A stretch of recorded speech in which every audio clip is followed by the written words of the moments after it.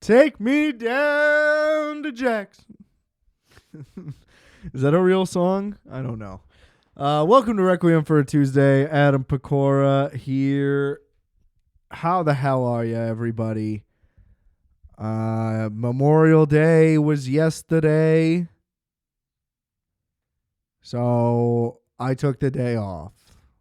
I actually just realized, like, I knew that yesterday was Monday and that I had the day off, but once I got to the day job, it became Monday again, and I genuinely just remembered that today is now Tuesday as of this recording. Release date would be Wednesday, so I'm accidentally releasing this a day late. I genuinely was like, oh, I can't skip this week because I might be busy next week and I might need to skip next week. And I've been having we're back.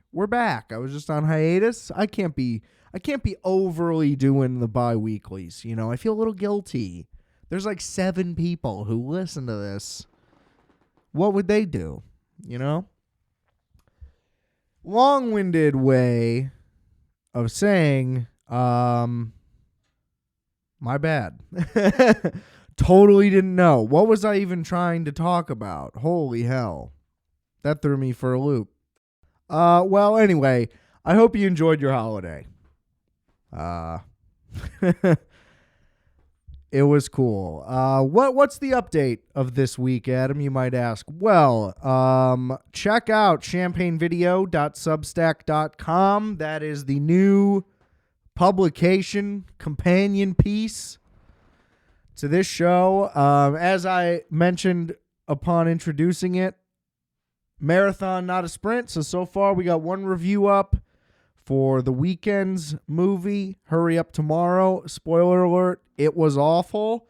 So yeah, just to reiterate, if you didn't listen before, Champagne Video is going to basically be things I either don't get to, middle of the week thing that comes up that maybe doesn't make it to... Anyway, a thing that doesn't make it to the episode or doesn't warrant enough time on the episode. Basically, would it be better suited for me to just spit a bunch of bullshit out for 2 quick minutes and have it be buried within an episode? Or could I turn that 2 minutes into maybe like a 5-minute read that holds more value and is now on its own? And, that's kind of the idea. Turning throwaways into keeps or whatever. That makes it sound bad. It's good. I did a review. I think it's okay. Tell me if it's okay. I would like some feedback. So give that a read. Tell your boy what's up. So yeah, reviews will be coming. I'll hopefully have like Justice and, Daniel, Ricky. People have been on the show before. If you've listened long enough.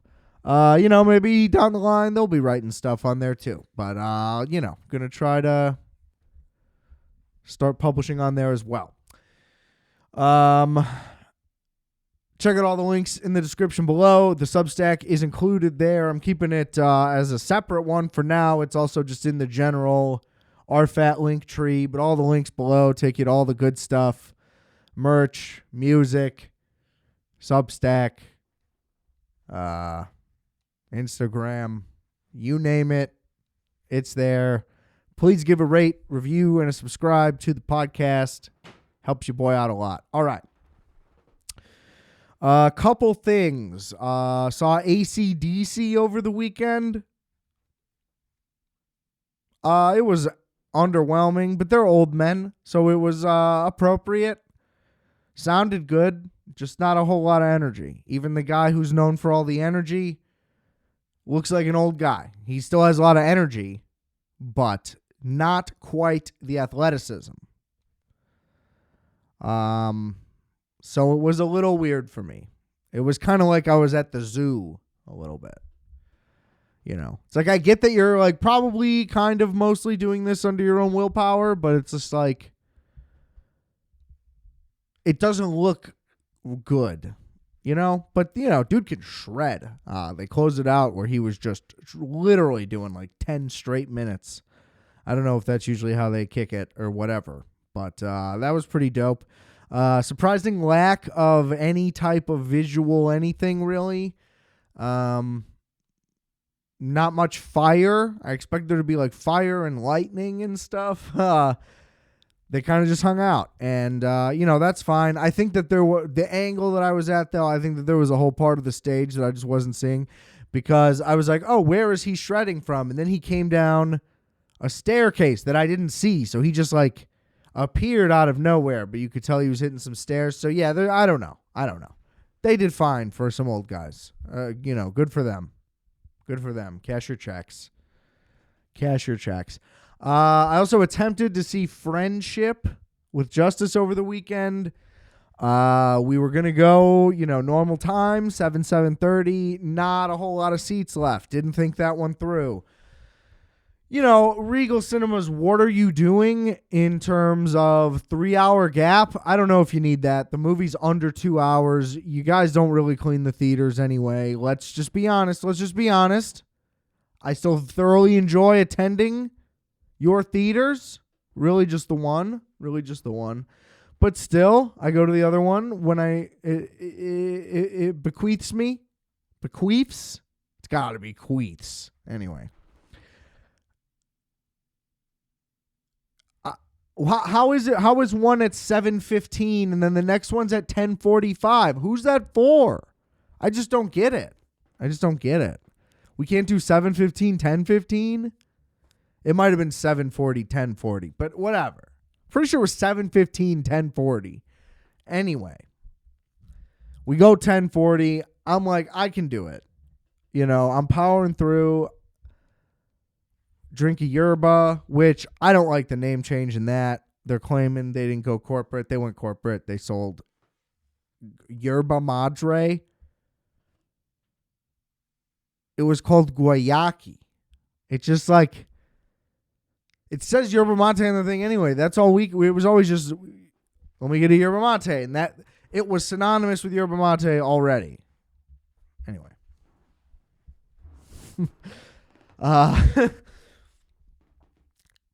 I didn't make it. Long story short. Especially, it's actually 25 to 35 minutes before the movie actually goes on. So the thing doesn't start till 11:05, 11:10 at best. I made it like 30 minutes. I felt myself. I was fighting it so hard, but I felt myself dozing off. I think in total I maybe saw 20 minutes. Like 15 up front, 5 at the end. Completely missed the middle. My quick opinion was that there was some good little laughs in there, but I was getting the vibe that overall it was going to be much more subtle. It was going to be all marketing. Much more subtle, way less like over the top and out there really at all than it was going to be. And I think in the end I would have been disappointed, but still found it at least entertaining and funny. That's how it seemed. It didn't seem like it was going to be these explosions of laughter. There didn't seem to be any similarities to I Love You, Man, other than just a guy wanting a friend and their Paul Rudd being in it. But like, it didn't seem like even a similar premise really at all. I like Tim Robinson. It did seem a little bit much like an I Think You Could Leave sketch drawn out, whereas like he wasn't really a personality at all. But again, I missed the whole middle chunk of the movie, so I don't really know. But it seems like if anything is going to be a thing he needs to work on is having his characters be people, if that makes sense. I haven't watched enough of Detroiters to know if that really happens there, although it doesn't seem like that's kind of the style of that show, period. It kind of seems like that's just, a single sketch episode type thing. I don't really know. Just saying, I bought into the hype a little bit too much. And all these people saying they cry. You got to think of who are the ones saying, this is the hardest I've laughed in a movie. It's like, well, that's not really a good thing because who are you? You know? Because there hasn't been the comedies, the ones that come out, get these rapturous reviews, and you watch them and they're all underwhelmed. And this is how it is. It's just a renaissance is coming. It just has to be. We're just not there yet.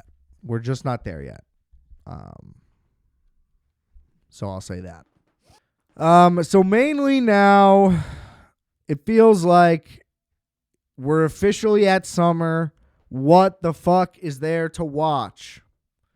Because The Last of Us is over. The Rehearsal is over.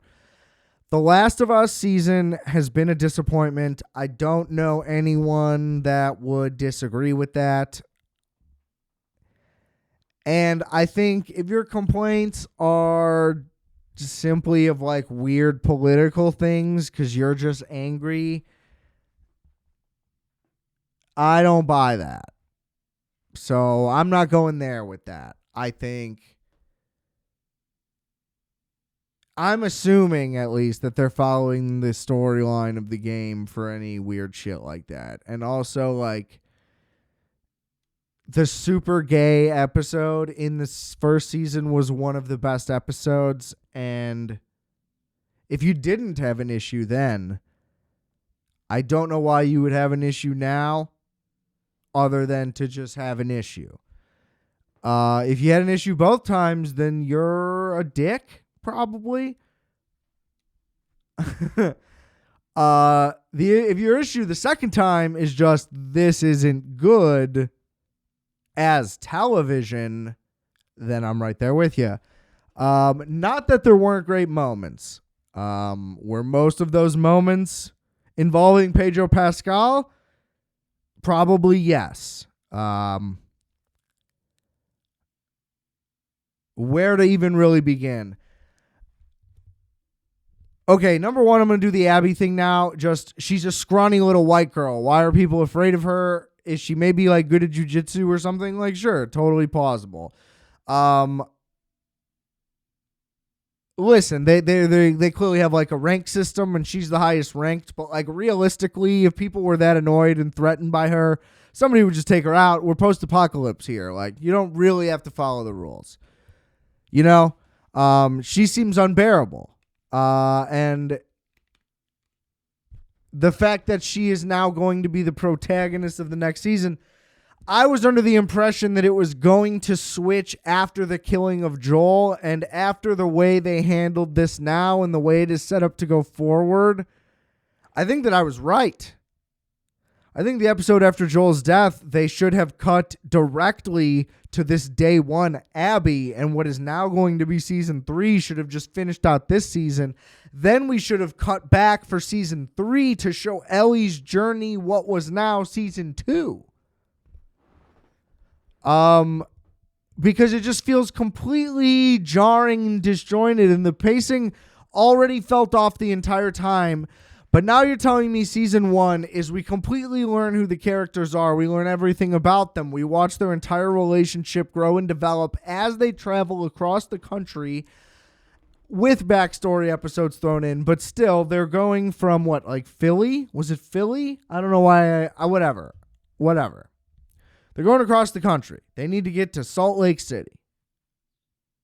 Takes all season. Sometimes the travel would be quick and you'd kind of go like, oh, what the hell? I kind of thought they're kind of moving this a little fast for me. Then it's a beautiful arc, and apparently it's the entirety of game 1.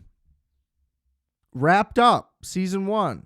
And then they're like, oh, we're going to split this into 2 seasons. I can kind of see why at this point, but now they're already talking about a 4th season being necessary.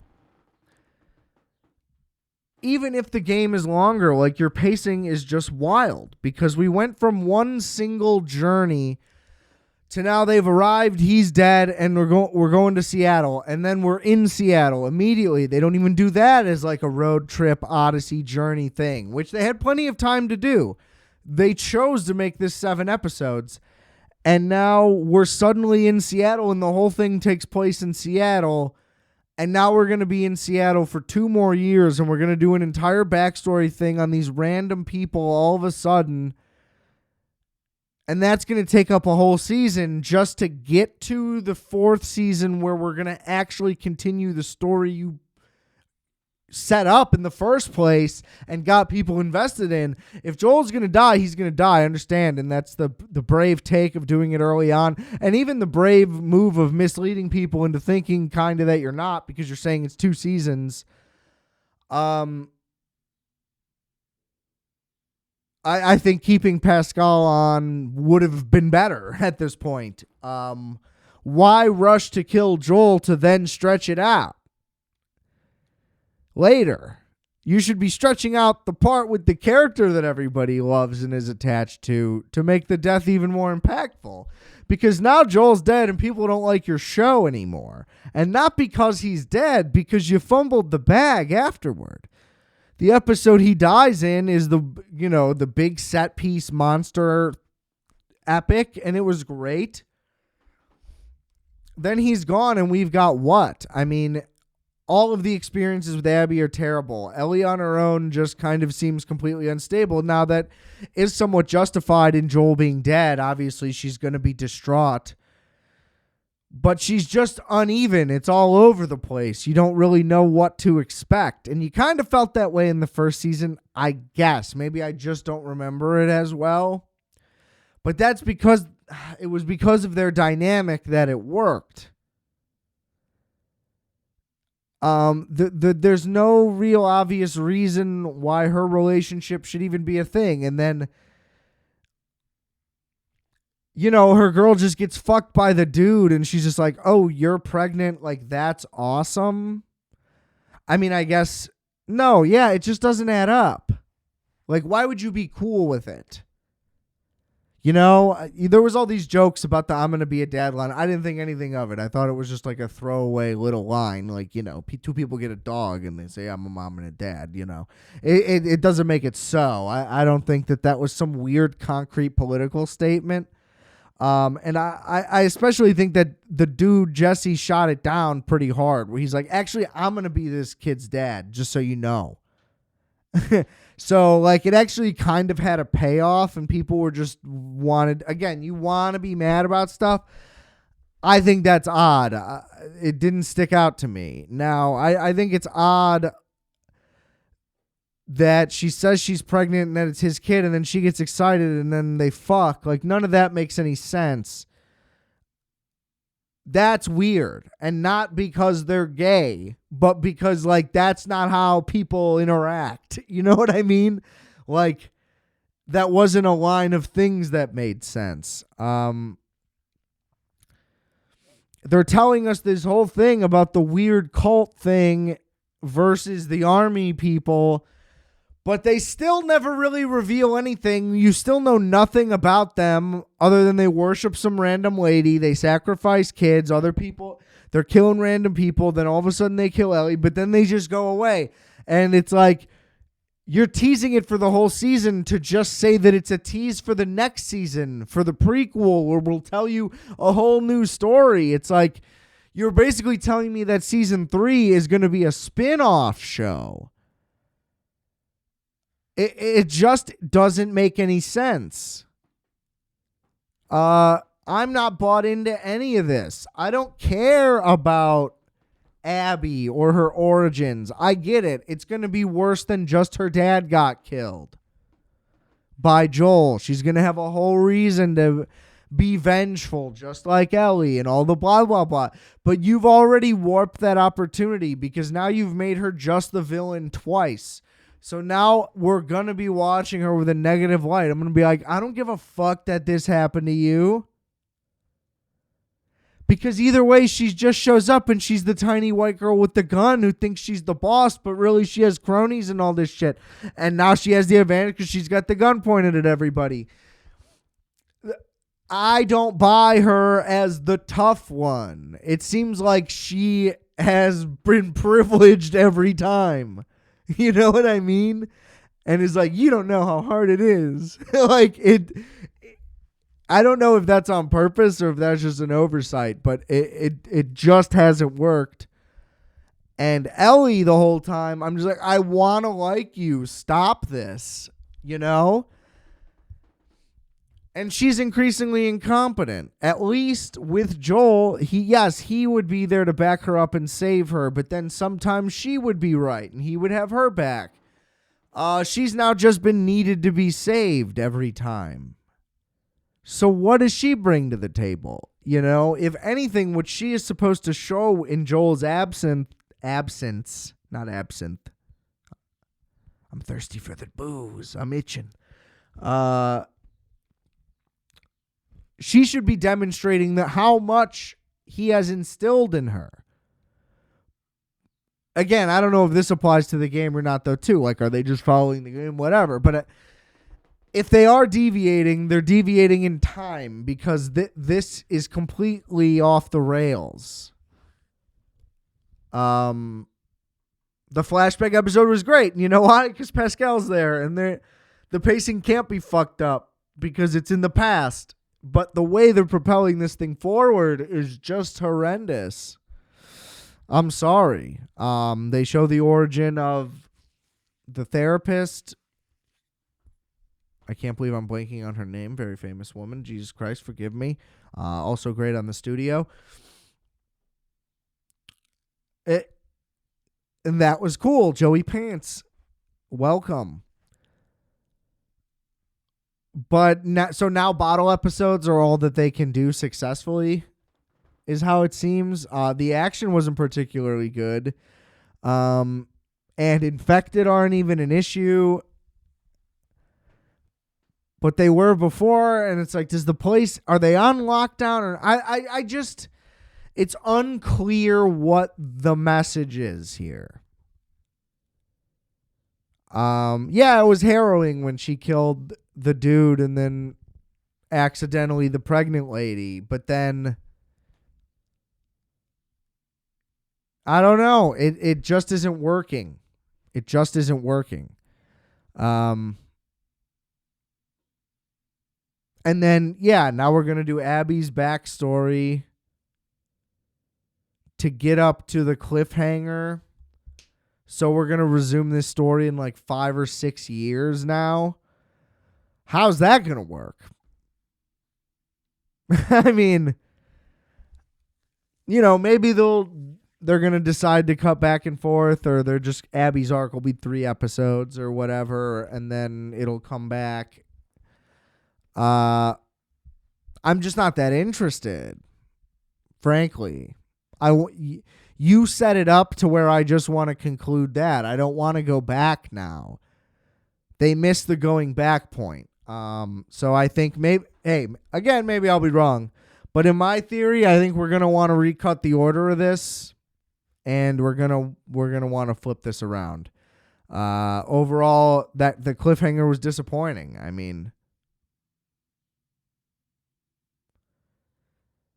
and after all this, like, she's begging in the end, like, even with the gun to her, and she just shot some. It's like, why would you toss your gun? Come out blazing. Now you want to save people?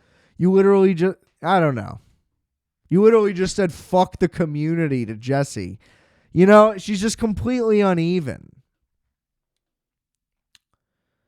So, it was disappointing. It was disappointing overall. That's my synopsis. But then, the rehearsal was anything but.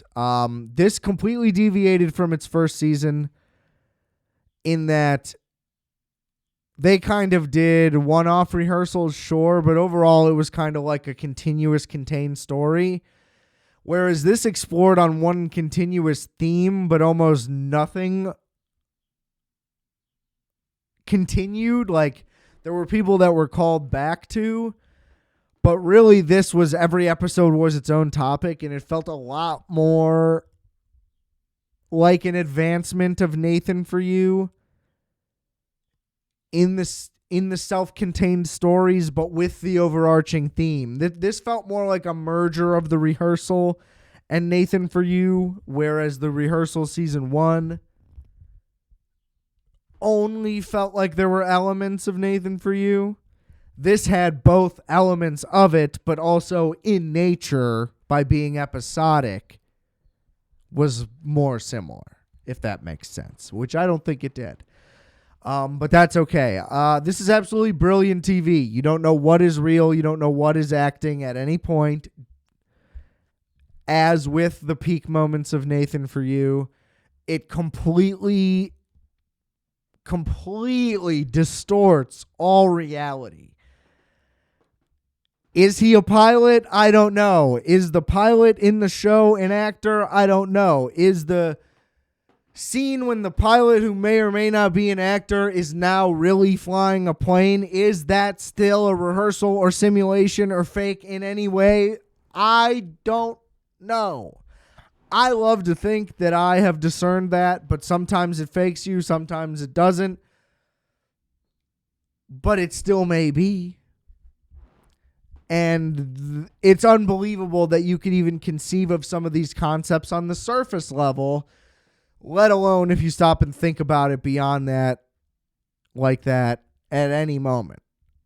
The fact that he's like, people have autism are drawing attention to the show, so I'm going to go to the autism center, become an official autism representative so that they may write a letter for me to go to Congress so that I may weasel my way into a meeting about my theory about co-pilot's lack of communication being a hazard in aviation safety. I mean, it's brilliant, and I hear that. I think it's brilliant. I say it, and as I'm saying it, it's like, how could you conceive of something to this level? And other people go, that's the dumbest thing I've ever heard, and that's it, and just completely dismiss it. And I don't understand that at all. Maybe I'm autistic too. I don't know. But this shit, everything this guy does is fucking gold and was made for me. And he produced How To with John Wilson, and the same thing. That show was fucking brilliant and made for me. It's how does this shit fucking even happen? And I buy in when he says that the people are real, saying outrageous things, and maybe that's incredibly naive of me, but it sells it, and it makes for great fucking television. Either way. Maybe he is just the greatest casting guy of all time. I don't know. But that still makes it work. The fact that the things that are meant to be believable is a testament to itself. Now, he creates himself as the life of Sully Sullenberger and then comes to the conclusion that the 30 seconds of silence or whatever it was that he had in the cockpit before making a maneuver and saving everybody was that he theorized he was listening to the chorus of that Evanescence song. It's unbelievable, and it's genius, and I want it to be true. He's building full-scale models of airports and, cockpits, and then kind of just discarding them. See, that's the thing. In the first one, he kept going back to the house because that was the whole premise of the entire thing. In this one, he's like, we built a thing at the Houston airport, and we'll kind of use it sometimes throughout the episodes, maybe even for only 10 seconds at a time. And it's kind of just like, this one had a way broader scope and was more scattershot, I guess, and only had a thematic cohesion. And I do think the conclusion was ultimately left kind of unfulfilled, only in that he did nothing to... I mean, I feel like his point is probably correct, so that he did, but there was no, end goal other than... it seemed like him meeting with Congress would have been the finale. The big moment. But I guess he just found out that was, straight up not going to happen. So maybe the pivot had to be, I'm going to fly one of these myself and prove it. And he kind of did.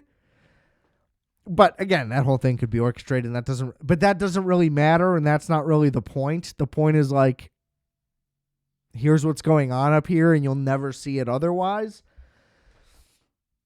I thought that what he said kind of made sense almost right away. I was like, that totally adds up. And that's why I think when he talked to that aviation guy, he also thought the same thing. Anyway, watch the fucking Rehearsal. It's the fucking best.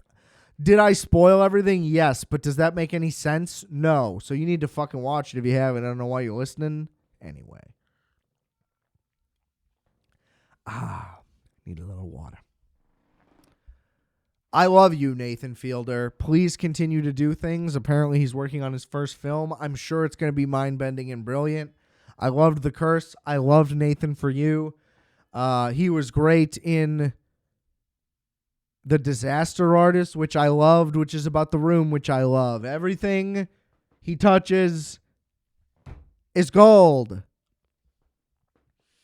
I don't really know what that was quoting. All right, I'm going to get out of here. Quick one this week. I'll be back on actually Tuesday next time, which is either going to be Tuesday or the Tuesday after. Because I hinted at a potential, maybe not. Okay. Thanks for listening. Please rate, review, and subscribe. Check out all the links in the description below. And remember, I are fat. You are fat. We are fat. Calculator.